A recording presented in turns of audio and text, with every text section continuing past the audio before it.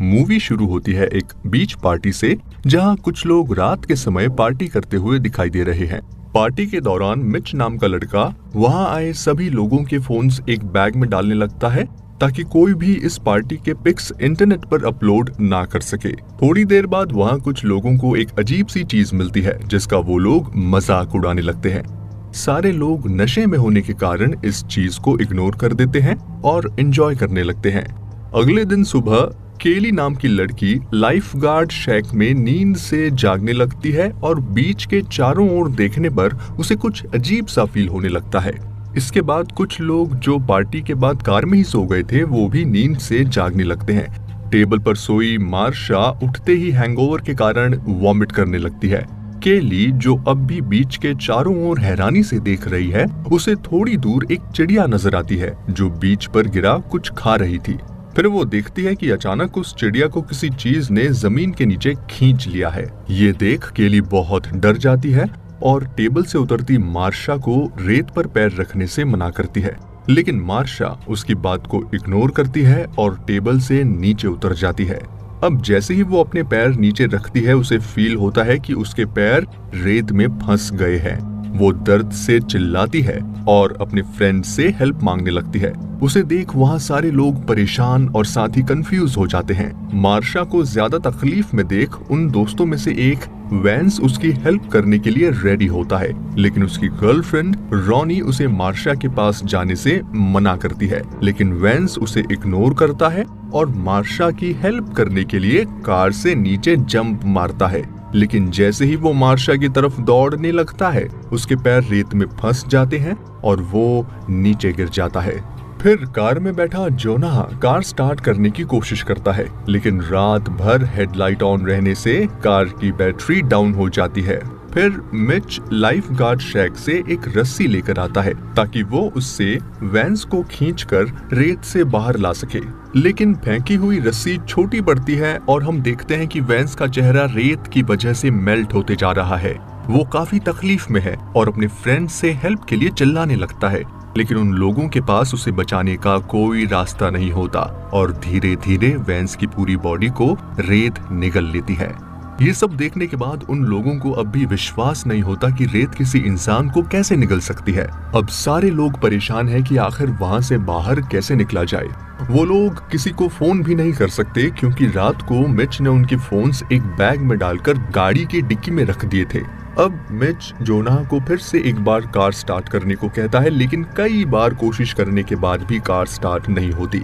उसके बाद केली जब रेत से थोड़ी ऊपर हाथ लहराती है तो उसे रेत में कुछ अजीब हलचल दिखाई देती है, लेकिन सीन में हम देखते हैं कि उनका फ्रेंड गिलबर्ट उनसे थोड़ी दूर एक ट्रैश कैन में फंसा हुआ है। रात को पार्टी में दारू पीकर बेहोश होने के बाद उसके फ्रेंड्स ने एक प्रैंक कर उसे उस ट्रैश कैन में डाल दिया था। नींद से उठने के बाद वो अपने फ्रेंड्स को उसे वहां से निकालने के लिए बुलाता है, लेकिन वो लोग उसे वहां से हिलने के लिए मना करते हैं। वो गिलबर्ट को बताते हैं कि रेत में कुछ अजीब सी चीज है जो लोगों को मार रही है, पर उसे लगता है कि उसके फ्रेंड्स उसके साथ कोई प्रैंक कर रहे हैं। लेकिन फिर मिच के रिक्वेस्ट करने पर गिलबर्ट मान जाता है और वो लोग किसी की हेल्प का वेट करने लगते हैं।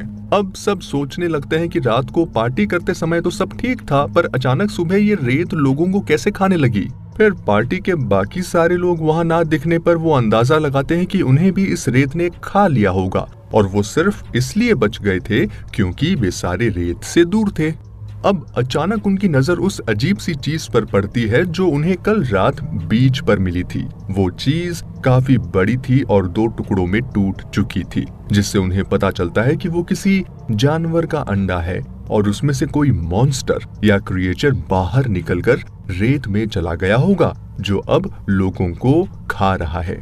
अगले सीन में केली रेत में हॉट डॉग फेंकती है ये देखने के लिए कि वो क्रिएचर कितना बड़ा है। तब उन्हें पता चलता है कि वो सारे बीच पर फैला हुआ है। फिर कार में बैठा जोनाह सर्फ बोर्ड की मदद से सामने वाली टेबल तक पहुंचने की कोशिश करता है।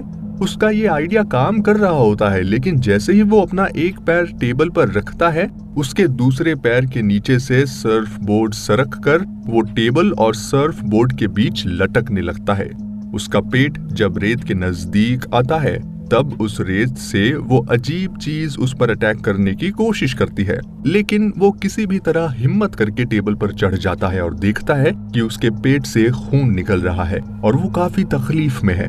अब गिलबर्ट उन्हें उनके फोन्स के बारे में पूछने पर मिच बताता है कि सारे फोन्स उनकी कार की डिक्की में है। फिर रॉनी अपनी फ्रेंड शोंडा की मदद से कार की डिक्की खोलने की कोशिश करती है, लेकिन वो जहां खड़ी होती है वहां ज्यादा जगह ना होने पर डिक्की खुल नहीं पाती।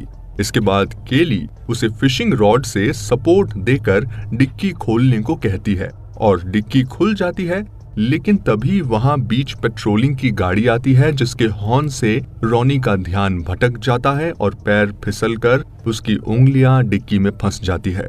अब पेट्रोलिंग ऑफिसर के पूछताछ करने पर वो लोग बताते हैं कि रेत में कोई चीज है जो लोगों को मार रही है, लेकिन ऑफिसर को लगता है कि इन लोगों ने कोई ड्रग्स ले रखी है जिससे वो लोग ऐसी बेतुकी बातें कर रहे हैं। फिर वो लोग ऑफिसर को गाड़ी से उतरने को मना करते हैं, पर वो उन्हें इग्नोर करता है और गाड़ी से उतरकर जोनाह की तरफ जाने लगता है जो दर्द में चिल्ला रहा था। अब रेत का उस ऑफिसर पर कोई असर नहीं हो रहा देख सारे लोग हैरान हो जाते हैं। फिर ऑफिसर गिलबर्ट को ट्रैश कैन से निकालने की कोशिश करता है, लेकिन उसका वजन ज्यादा होने के कारण वो उसकी हेल्प नहीं कर पाता। उसके बाद केली ऑफिसर से कहती है कि उनके 2 फ्रेंड्स की थोड़ी देर पहले डेथ हो चुकी है और अगर उसने उनकी बात नहीं मानी तो वो रेत उन्हें भी मार देगी, लेकिन ऑफिसर उसकी बातों पर विश्वास नहीं करता और उसे और मिच को नीचे आने के लिए कहता है। जब वो दोनों उसे मना करते हैं तब ऑफिसर गन निकालने की कोशिश में गाड़ी की कीज नीचे गिरा देता है। केली और बाकी सारे उसे कीज उठाने से मना करते हैं, लेकिन वो उन्हें इग्नोर करके कीज उठाने लगता है। अब अचानक उसे महसूस होता है कि उसका हाथ रेत में फंस गया है। वो चिल्लाने लगता है। तब केली उसे पेपर स्प्रे देकर रेत पर स्प्रे करने को कहती है। स्प्रे करने के बाद अपना हाथ निकालने पर वो देखता है कि उसका आधा हाथ कट चुका था। वो दर्द के मारे चिल्लाने लगता है और धीरे धीरे रेत के अंदर चला जाता है। अगले सीन में मिच अपने फ्रेंड्स को समझाता है कि ऑफिसर पर उसकी शूज की वजह से रेत का कोई असर नहीं हो रहा था, इसीलिए अगर वो अपने दोनों पैरों पर टॉवल बांध ले तो वो वहां से बाहर निकल सकता है और फिर दूसरों की हेल्प से सबको बचा सकता है। अब सारे मिच के प्लान पर भरोसा करते हैं और शोंडा अपनी कार में पड़े टॉवल मिच के पास फेंकने लगती है, लेकिन जैसे ही वो टॉवल पकड़ने के लिए जाता है वहां की रेलिंग टूट जाती है और वो नीचे गिर जाता है। अब रेत से वो क्रिएचर्स आकर उसका खून पीने लगते हैं और देखते ही देखते वो रेत के अंदर चला जाता है। ये देख सारे लोग काफी दुखी हो जाते हैं और रोने लगते हैं। फिर केली हिम्मत जुटाती है और वहां की रेलिंग कार की तरफ फेंककर खुद भी कार में जंप करती है। इसके बाद वो शोंडा की मदद से रॉनी का हाथ डिक्की से निकालती है और उसके हाथों से बहता खून रोकने के लिए हाथों पर टॉवल लपेट देती है। दूसरी ओर गिलबर्ट भी बुरी हालत में होता है। काफी देर ट्रैश कैन में फंसे होने के कारण कैन के एज से उसका पेट कटकर ब्लीडिंग होने लगती है और रेत के क्रिएचर्स उसकी ओर अट्रैक्ट होने लगते हैं। अब केली और शोंडा रेलिंग की हेल्प से जोनाह तक पहुंचने का प्लान बनाते हैं। वो दोनों एक एक कर सही सलामत जोनाह तक पहुंच जाते हैं। उसके बाद रॉनी रेलिंग से चलते हुए उनके पास जाने लगती है। तभी उसके हाथ से खून टपकने लगता है और बैलेंस बिगड़ने की वजह से वो रेत में गिर जाती है। फिर वो क्रिएचर्स आकर उसे रेत के अंदर खींच लेते हैं और वो भी मर जाती है। अगले सीन में शोंडा मिच के बताए हुए प्लान को ट्राई करने का डिसाइड करती है और अपने पैरों पर टॉवल और बैग लपेटकर बीच पेट्रोल की गाड़ी की तरफ भागने लगती है। वो गाड़ी तक सही सलामत पहुंच जाती है और खुश होने लगती है, लेकिन उसी वक्त गिलबर्ट के कैन में हलचल होने लगती है और कुछ टेंटिकल्स आकर उसे कैन के अंदर खींचकर मार देते हैं। इस सीन से हमें पता चलता है कि वो क्रिएचर कितना बड़ा और ताकतवर है। गिलबर्ट को मरता देख शोंडा रोने लगती है, लेकिन तभी वो क्रिएचर उसकी गाड़ी पर अटैक करता है जिसके फोर्स से वो कार पर ही गिरती है और बेहोश हो जाती है। कुछ देर बाद रात हो जाती है और शोंडा भी होश में आने लगती है। फिर वो गाड़ी के ऊपर जाकर मदद की चीजें ढूंढने लगती है।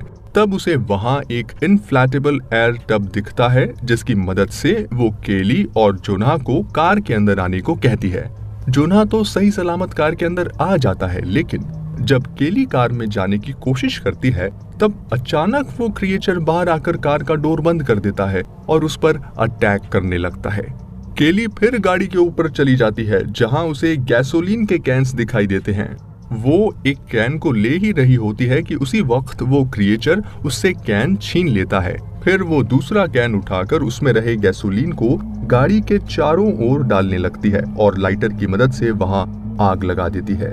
उस आग में वो क्रिएचर जलने लगता है और केली कार के अंदर जाने की कोशिश करती है, लेकिन तभी वो क्रिएचर कार का डोर पकड़ लेता है और उसे खोलने लगता है। फिर केली और शोंडा अपनी पूरी ताकत लगाकर डोर बंद कर देते हैं और उस क्रिएचर को तड़पते हुए देखने लगते हैं। कुछ देर बाद वो क्रिएचर शांत होने लगता है और आखिर मर जाता है। दूसरे दिन सुबह एक आदमी आकर उन दोनों को जगाता है। तब केली रेत पर पैर रखकर देखती है कि वो क्रिएचर चला गया है। फिर वो शोंडा को कार से नीचे उतरने में मदद करती है और दोनों बीच से चलकर जाते हुए दिखाई देते हैं। यहाँ वो आदमी कार में बैठे जोना की तरफ देखने पर पता चलता है कि वो मर चुका था। मूवी के आखिरी सीन में हमें दिखाया जाता है कि वो क्रिएचर अब भी जिंदा है और समुंदर के अंदर से दूसरे बीच की ओर बढ़ रहा है जहाँ काफी सारे लोग एंजॉय कर रहे थे और मूवी यहीं खत्म हो जाती है।